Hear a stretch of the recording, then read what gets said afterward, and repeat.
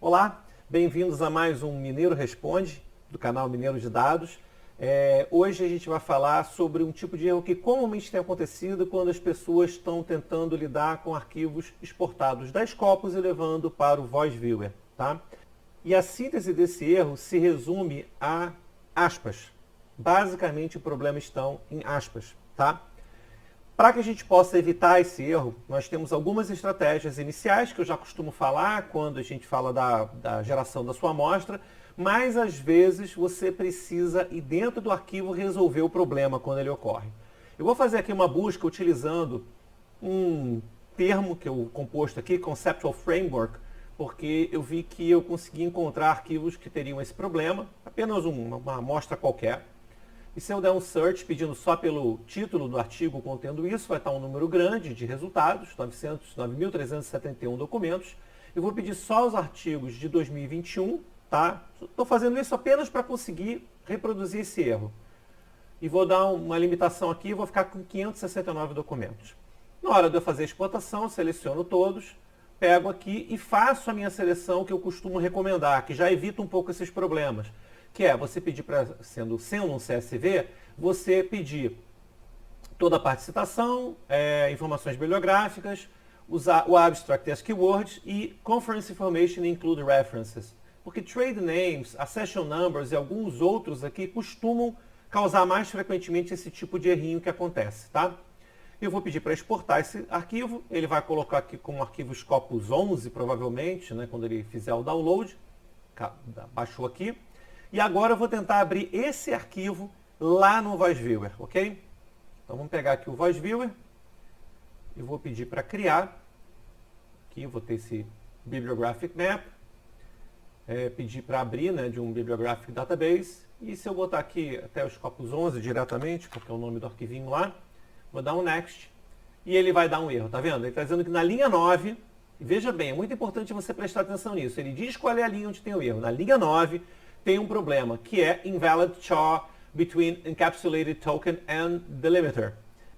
Normalmente, quando ele fala sobre esse tipo de erro, na maioria das vezes você vai estar falando de uma aspas, tá? Uma marquinha de aspas que vai aparecer ali no seu arquivo. Eu vou abrir no Notepad++ esse arquivo, para facilitar, eu recomendo que você use ou o Notepad++, ou se você tiver no Macintosh, você pode usar também o Sublime Text, que é um bom editor de texto. Pedir para abrir aqui para mim. Vou abrir. E vou puxar essa janela para cá para que vocês possam observar ela. Lembra que a gente falou que está na linha 9, né? Eu vou girar aqui, baixar ele até a linha 9. E ele tem todos os dados aqui de citação. Tá? Linha 7. Linha 9. Chegamos. E a gente está vendo aqui, ó. Começa com os autores, depois com o número deles do Author ID, vai tendo várias informações, mas a gente vai ter uma dica do problema e essa dica vai estar nesse ponto aqui. Vocês estão vendo que ele fala sobre Enterprise Engineering, abre aspas, Mário Vergata. Abre aspas, né? Ou fecha aspas, fecha aspas.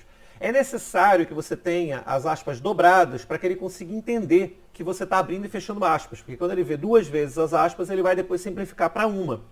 Mas se em outro ponto desse arquivo, e a gente vai ver esse defeito lá no finalzinho, ele não tiver esse cuidado, ele acabar colocando essas aspas nas referências lá como aspas simples, ele quebra essa sequência da cadeia. E aí ele entende como um erro e vai aparecer exatamente nesse ponto aqui. Olha aqui.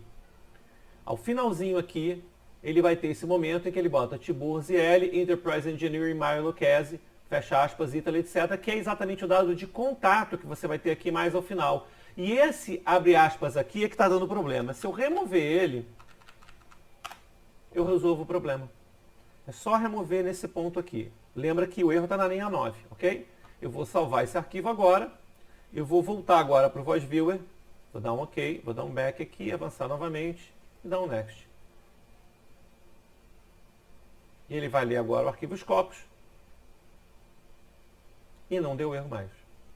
Ou seja, o erro que ele estava tendo estava naquelas aspasinhas que são dadas para o nome da instituição lá no endereçozinho final. Se a gente pegar aqui logo no começo, você vai ver que esses últimos itens que você tem aqui, antes do inglês, antes de algumas coisas, vão ser exatamente esse endereço aqui, tipo uma espécie de endereço completo de contato, né? E que ele está botando como um corresponding address aqui, tá? Ele tem conference location, language, region, abbreviated source title, document type, publications page.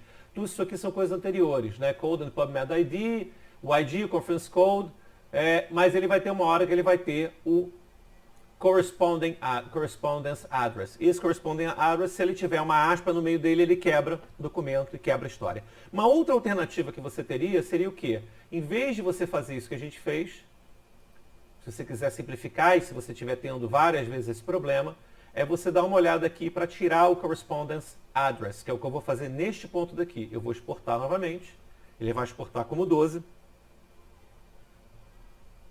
Porque esse é um dado que você não necessita para o VoiceViewer, não vai causar nenhuma alteração no VoiceViewer, tá?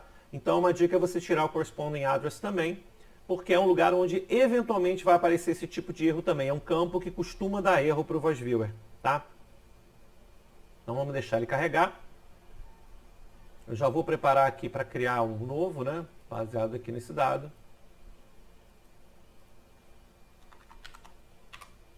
De 12, ele já terminou. E ele vai abrir diretamente agora o 12, sem dar erro. Prontinho. Resolvido o problema. Então, se você estiver tendo esse tipo de erro, frequentemente usando o VoiceViewer, usando coleta das corpos, lembra, o que você precisa fazer é isso. Na sua seleção de campos, tá?